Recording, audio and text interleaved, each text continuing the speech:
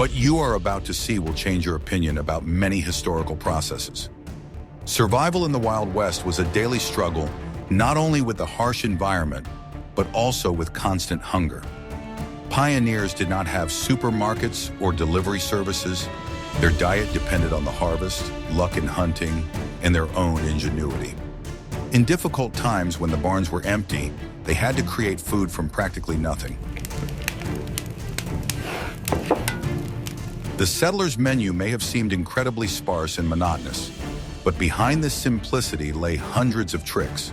They learned to turn tough roots, wild herbs, and even burnt acorns into edible dishes. This cuisine, born of necessity, was a true art of survival, where every piece of bread was worth its weight in gold. Watch this video to the end, and you'll learn how an ordinary pumpkin could feed a family for an entire winter, and what secret ingredient the pioneers used instead of expensive sugar.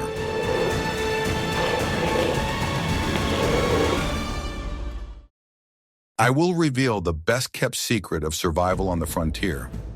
Corn was the staple of almost every settler family's diet, but its role in their lives was much deeper than it seems. It was not just food, but the foundation of their entire existence, on which the family's survival through another winter depended. Corn was unpretentious, produced a stable harvest even on less fertile soil, and stored well. It was used to make coarse flour, which was used to bake bread, cook porridge, and make tortillas. In fact, the same dish in different forms was served 3 times a day for weeks or even months. The main dish was the so-called johnny-cake, a simple corn flatbread baked over an open fire. It was prepared with water and a pinch of salt if available. Sometimes, for satiety, a little fat was added to the dough if it was available on the farm. Another staple of the menu was corn porridge, or mash. It was boiled in water until thick and eaten hot for breakfast. When cooled, the porridge solidified so that it could be cut into slices, fried in a pan, and eaten for dinner. Psychologically, such monotony was very oppressive, so housewives showed remarkable ingenuity. They added wild berries, nuts, or herbs to the corn dough to change the taste in some way. It was a small attempt to brighten up the gray, everyday life. Green cobs were boiled to make a kind of soup, and dried kernels were ground in mortars to produce groats of various sizes. Corn was not just eaten, it was lived on. It was a measure of wealth and a symbol of hope that hunger would not come to the house. Even the cobs were put to use. They were used as fuel for fires or for smoking meat. It was an example of completely waste-free production, dictated by harsh necessity. Every part of the plant had its value. Corn flour was also used to make a drink similar to kvass.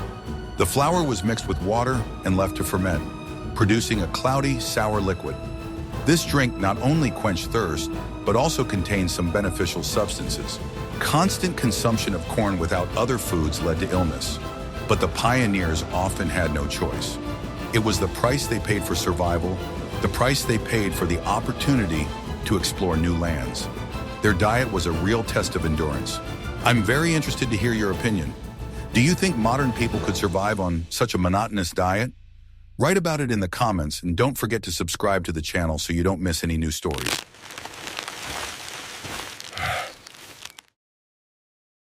Want to learn the amazing secret of survival that was literally hidden right under the feet of the pioneer settlers?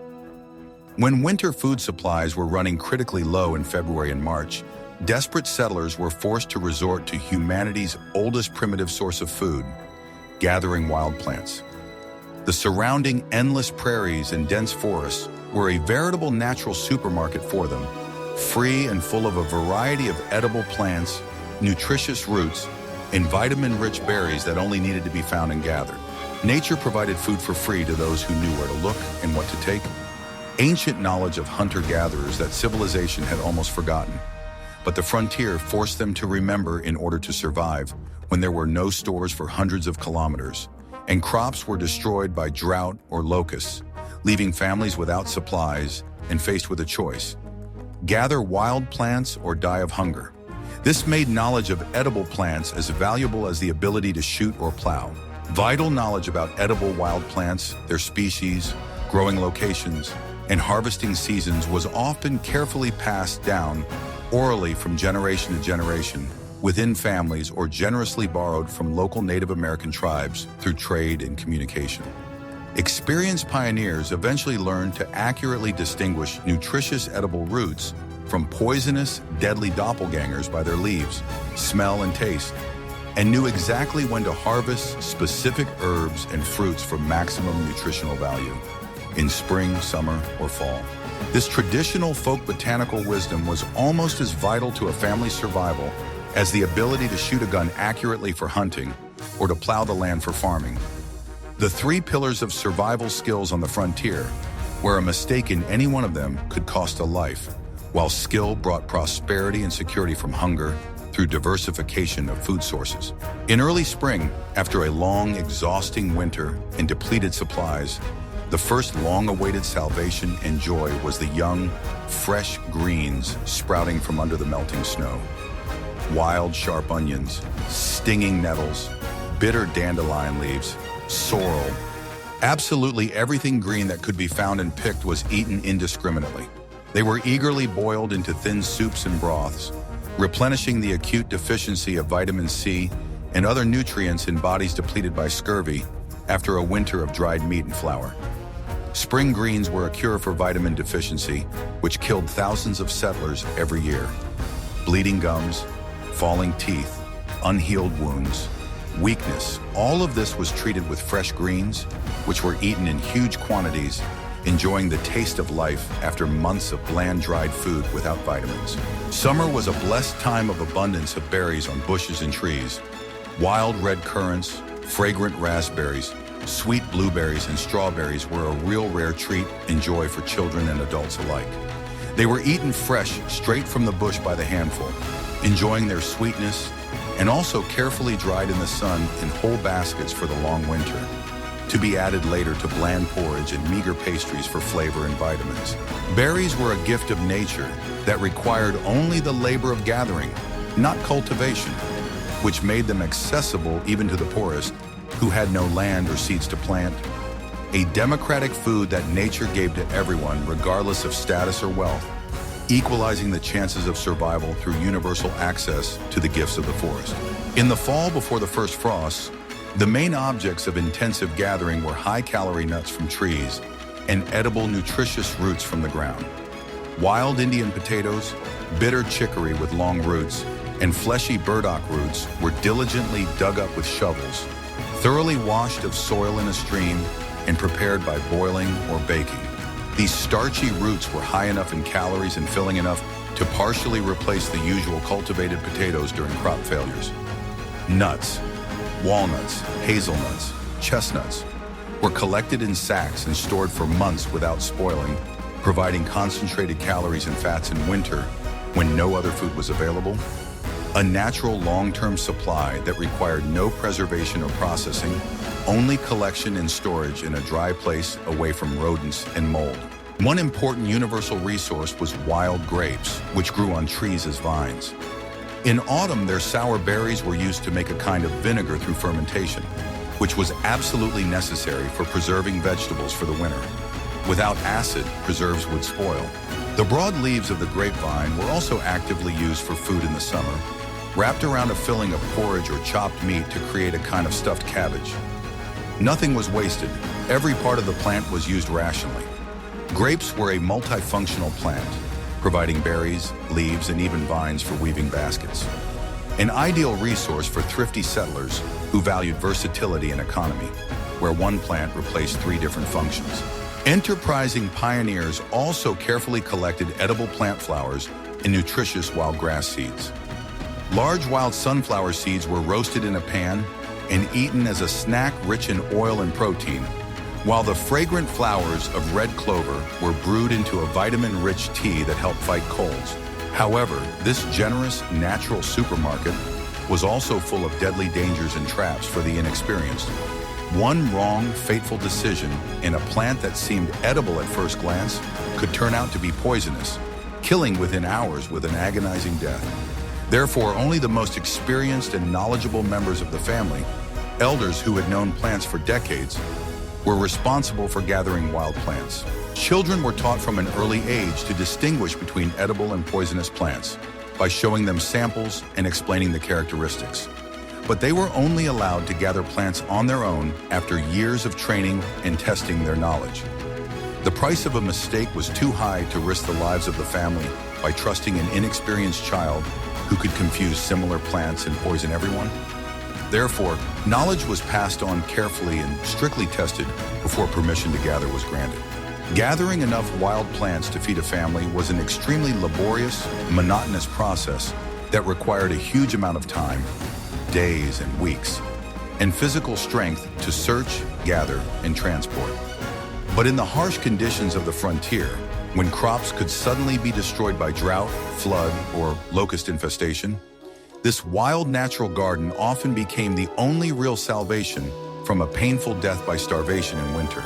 It was a reliable insurance policy and backup plan in an unpredictable world where nothing could be guaranteed or predicted with certainty.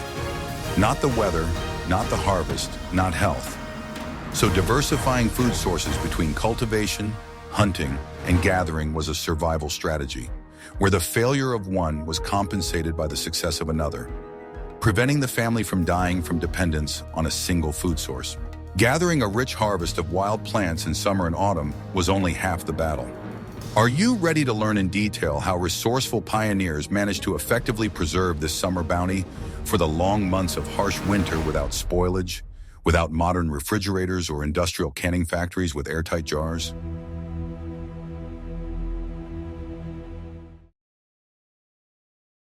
What I am about to show you was not considered cooking. It was pure survival science. The main task of any housewife on the frontier was not to prepare food, but to preserve it. Without modern preservation technology, it was a real battle against time, using methods honed over centuries. The basis of everything was drying. This method required nothing but sunshine and dry air. Fruits, berries, herbs, and even thinly sliced vegetables were laid out on clean cloth or wooden planks in the open air. The secret of drying was to remove moisture, which is an ideal environment for bacteria to multiply. Dehydrated foods could be stored for months without losing their nutritional value. It was simple but incredibly effective physics. To dry meat, special drying rooms were built, or thin strips were simply hung up in the wind. This dried meat, known as jerky, was the perfect food for long journeys. It was light, high in calories, and did not spoil for a very long time. Another important method was salting. Meat and fish were covered with large amounts of salt and placed in wooden barrels. The salt drew out moisture and created an environment unsuitable for microorganisms. Before consumption, such salted meat had to be soaked in water for a long time to remove excess salt. It had a specific taste, but it was a reliable guarantee that there would be meat in the house even in the harshest winter. This method was a real lifesaver. The pioneers also actively used smoking. Meat or fish was hung in a special shed or even in a chimney and slowly treated with smoke from smoldering logs. The smoke not only gave the products a characteristic aroma, but also had powerful preservative properties. Vegetables such as cabbage were often fermented. During the fermentation process, lactic acid bacteria created an acidic environment that suppressed the growth of putrefactive microbes. Sauerkraut was not only a way to preserve the harvest, but also an important source of vitamins in winter. Fat was melted down and stored in closed pots in a cool place. This fat was poured over stewed meat, creating an airtight layer that prevented air from entering. Such preserved meat could be stored for several months. All these methods required enormous effort and strict adherence to the technology. Any mistake could lead to the spoilage of all supplies, which was tantamount to disaster. It was an annual race against time in which the pioneers honed their skills at preserving life. What if everything you've been taught about food is outdated? For the pioneers, the concept of food waste simply did not exist. In conditions of constant resource scarcity, every part of a product was used down to the last crumb. This philosophy of total economy was the key to survival. When wheat or corn flour ran out, substitutes were used. Acorns were soaked to remove their bitterness, then dried and ground into flour. The bread made from this flour was dark and coarse, but it allowed people to survive. Pumpkin was a versatile product. The flesh was eaten baked or boiled, and the seeds were dried and cracked to obtain valuable protein and fats. Even pumpkin flowers were used in cooking, fried in batter if there was flour available. Potato peelings were never thrown away. They were washed, dried, and ground, then added to flour for baking bread to increase the volume. It was a simple way to stretch scarce supplies. Meat bones were boiled for hours to produce a rich broth. This broth served as the basis for soups and stews, to which everything that was at hand was added. Sometimes the broth was simply drunk hot to warm up and get at least some calories. Sour milk was turned into cottage cheese or sour milk. The whey left over after making cottage cheese was used to knead dough. Every product had to be used to its fullest potential. Even coffee grounds were not thrown away after the first brewing. They were dried and reused several times until they finally lost their taste and color. It was a matter of saving on everything. This ingenuity was born not out of a good life, but out of desperation. It required enormous effort and knowledge to extract benefit from what modern people would consider garbage. It was a daily struggle for every calorie. This approach shaped a special attitude towards food. Food was not perceived as a pleasure, but as fuel necessary for life. Every crumb on the table was the result of hard work and was valued incredibly highly. But what did they do when even these meager supplies were running low?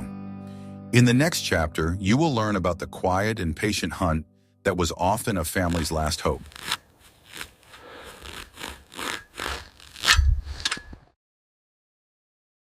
For the pioneer, hunting was not entertainment, but hard and often thankless work. It was the direct opposite of aristocratic big game hunting. The main goal was not to obtain a trophy, but to get at least some meat for the family. Large animals such as bison or deer were a great find, but one could not rely on them. The basis of the meat diet was small game that could be obtained close to home. Rabbits, squirrels, and wild turkeys were the most common items on the table. Firearms, for which ammunition was expensive and scarce, were not the only tools used for hunting. Pioneers were masters at setting various traps and snares. These simple devices made of branches and ropes could feed a family without requiring the constant presence of a hunter. Traps were set on animal trails, at watering holes, and near burrows. They had to be checked regularly, which was no easy task in bad weather or winter. Sometimes the hunter would return empty-handed for several days in a row. Every carcass caught was used in its entirety. The meat was eaten, and the skins were used to make clothes, mittens, or blankets. Even small bones could be used to make needles or other useful household items. The fat from the animals was carefully collected and melted down. It was not only a valuable food product, but was also used to make candles, lubricant weapons, and waterproof leather shoes. It was a versatile and indispensable resource. Hunting required tremendous patience and knowledge of animal habits. It was necessary to be able to read tracks, move silently, and sit in ambush for hours, regardless of the cold or heat. It was an art that was learned from an early age. Hunting was often the only way to obtain protein, especially in winter when salted meat supplies ran out. Success or failure in hunting directly determined whether the family would have dinner. It was a constant game of chance. Despite all the difficulties, hunting provided not only food but also a sense of independence. The ability to obtain food with one's own hands in the wild was one of the key survival skills. It allowed one to rely only on oneself. This constant struggle for meat shaped their character. Tough, patient, and pragmatic.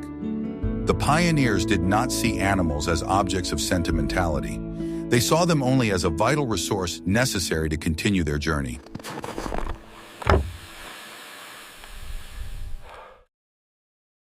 Ready to learn about the vital secret of survival that was carefully hidden under every house in the wild frontier in the ground? The most reliable real bank and repository of wealth for a practical pioneer was not the one where paper money was kept, but the underground one where food for the winter was carefully stored, the root cellar. Proper, technically competent storage of the harvested crop without spoilage was practically as critical to survival as growing it in the spring and summer.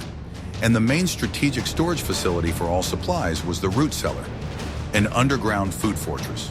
Without a cellar, the harvest would rot within weeks. But with a cellar, it could be stored for months. The difference between life and death in winter, when it was impossible to replenish supplies until spring. Therefore, building a cellar was the #1 priority after constructing the hut itself. Critical for the long-term survival of a family on the frontier, where there were no stores, and the harvest was once a year. Either you preserved it or you starved to death by spring, having eaten everything in the fall. This underground structure was a true engineering marvel and achievement, built using the simplest materials available: earth, stones, wood, without cement or bricks. It was usually dug strategically directly under the floor of the house, through a hatch or a few meters away from it, so that vital supplies could be accessed safely even during heavy snowstorms or blizzards without going outside. The depth of the cellar, 2 to 3 meters below the frost line, allowed it to naturally maintain a stable, low, positive temperature of about +28 Celsius all year round without electricity. It did not freeze in winter, and it did not heat up in summer, creating ideal conditions for long-term storage of organic products without a refrigerator, using only the physics of thermal insulation by the earth and the stability of the temperature at a depth where surface fluctuations do not reach. The earthen walls of the cellar were reinforced with tightly laid stones or vertical logs dug into the perimeter to reliably prevent the damp earth from collapsing under pressure and causing a collapse. The ceiling was made of thick, sturdy boards or logs capable of supporting a person's weight, which were then generously covered with a thick layer of compacted earth, 0.5 meter to 1 meter thick, for effective thermal insulation from outside temperatures. This created almost ideal stable storage conditions, close in efficiency to a modern refrigerator in terms of temperature and humidity. A natural refrigerator operating free of charge without energy all year round, using only the laws of physics of the earth as a thermos, keeping the temperature of the subsoil stable regardless of surface fluctuations from -30 in winter to +30 in summer.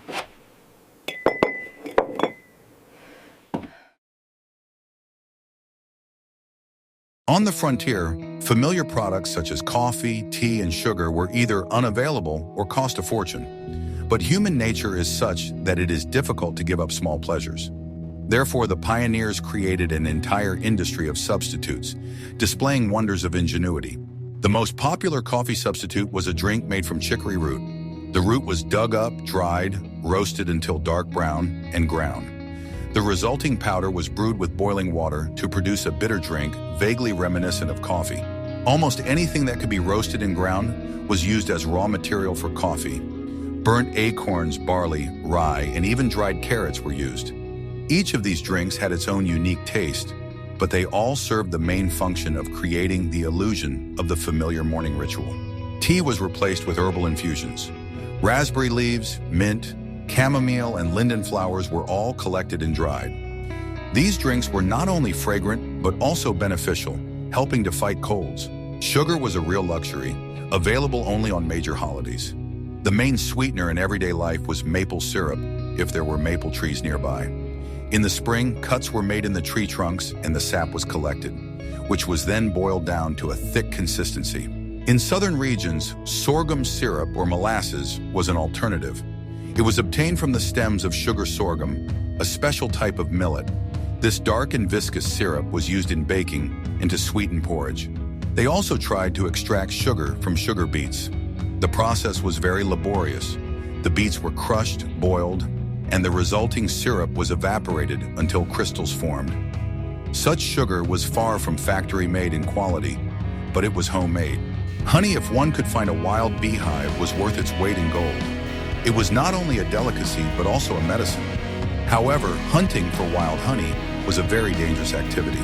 Salt was also in short supply.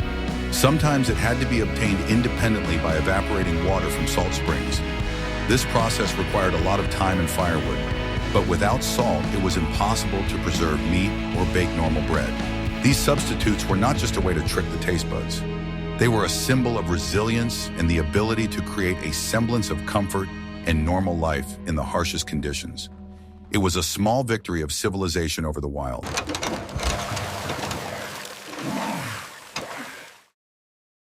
Every pioneer family, when establishing a new settlement, would first build a house and then plant a vegetable garden. This small piece of cultivated land was not just a supplement to the diet. It often became the main source of food, saving them from starvation when the hunt was unsuccessful and supplies ran out. The choice of crops was dictated by harsh practicality. Only plants that were hardy, high-yielding, and stored well were planted. There was no place here for exotic and capricious plants. The basis of the garden was the so-called Three Sisters, inherited from the Indians: corn, beans, and squash. These three crops complemented each other perfectly. Corn provided support for climbing beans, beans enriched the soil with nitrogen, and the broad leaves of the pumpkin protected the ground from weeds and retained moisture. Potatoes were another mainstay of the pioneer garden. They were high in calories, relatively undemanding, and could be stored all winter in a root cellar. A few sacks of potatoes could feed a family for months. In addition, cabbage was planted, which could be fermented, turnips and rutabagas, which were not afraid of the cold, and various types of legumes. Peas and beans were a valuable source of protein, replacing meat. They were dried and stored in sacks. Seeds were extremely valuable.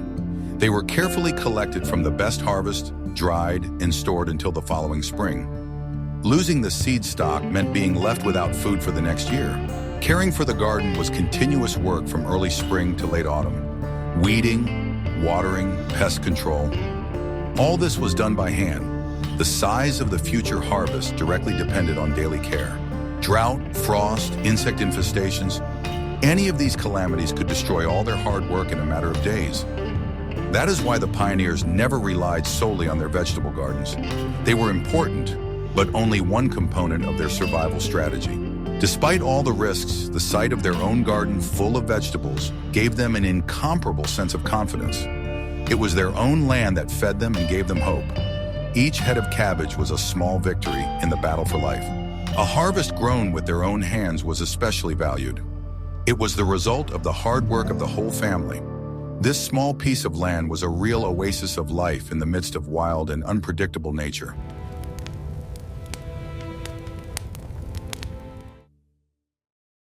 The kitchen of a pioneer housewife was extremely ascetic.